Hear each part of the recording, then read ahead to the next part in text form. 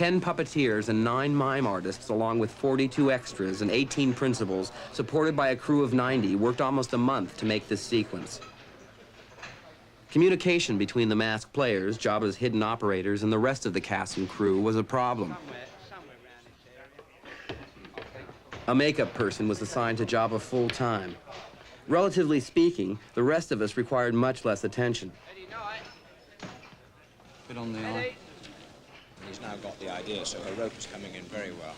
And on a shot of your two hands doing it, without her in the background, and just some... Hey, sweetheart, I like your threads. Sorry. Yeah, I'll bring him in. You think that'll work that way? Yeah, I think it'll work very well. I'll do it without moving my mouth, so if you decide not to use it. Red line, let's go. Settle down, please. Sorry, matey, just a little foreground smoke, please. Yes, please. Don't talk. Turn over. The heart of the scene. Luke confronts Jabba. The fate of his captured friends at stake. And action.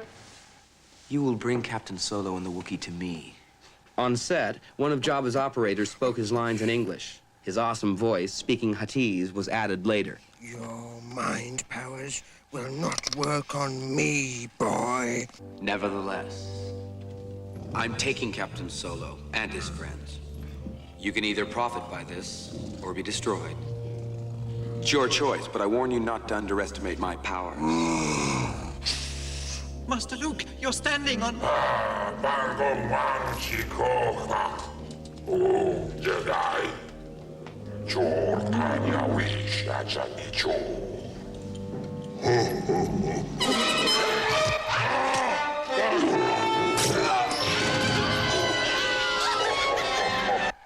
And cut. When Richard Marquand called cut, it was a relief, especially for the actors working under the masks. They were stifling. When there wasn't time to unmask, cool air was blown in. Okay, I think I'll survive for a while. No. No, the floor drops away. I just go into a tuck and roll, and the most dangerous part of the stunt is getting out of the way of the Gamorrean guard that falls on top of me, because he weighs about 200 pounds. That's played by me.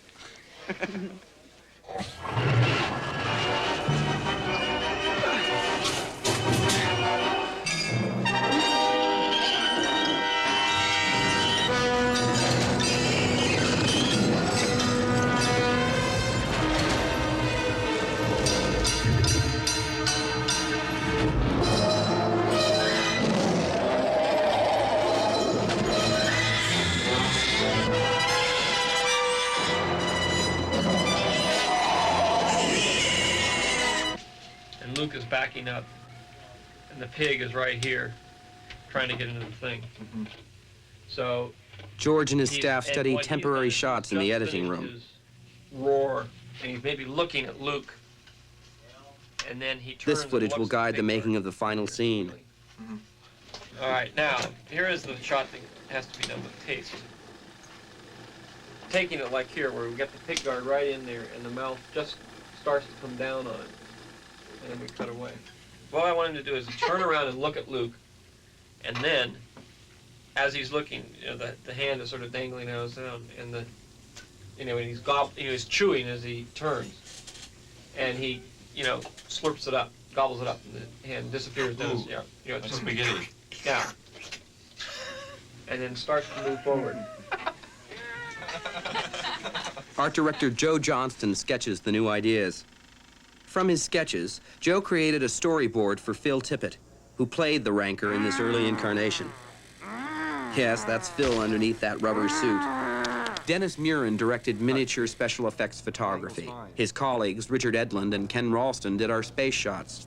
The technique for animating a classic fairy tale situation, the dragon in his lair, is itself a classic. It was used in Japanese monster movies like Godzilla. The filmmakers hoped to improve it enough to use it in the final film, especially Phil, who found his role inspiring. Raise the gate.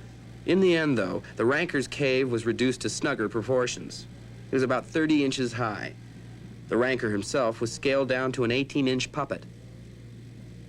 Phil's hand animated his head. Rods moved the rest of his body.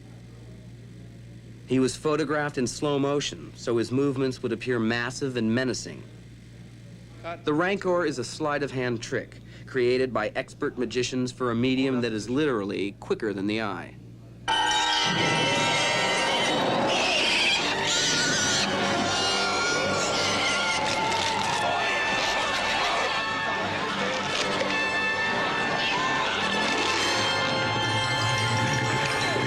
Time to go. Hey, did you hear that? We're going to England! Oh, boy, hey,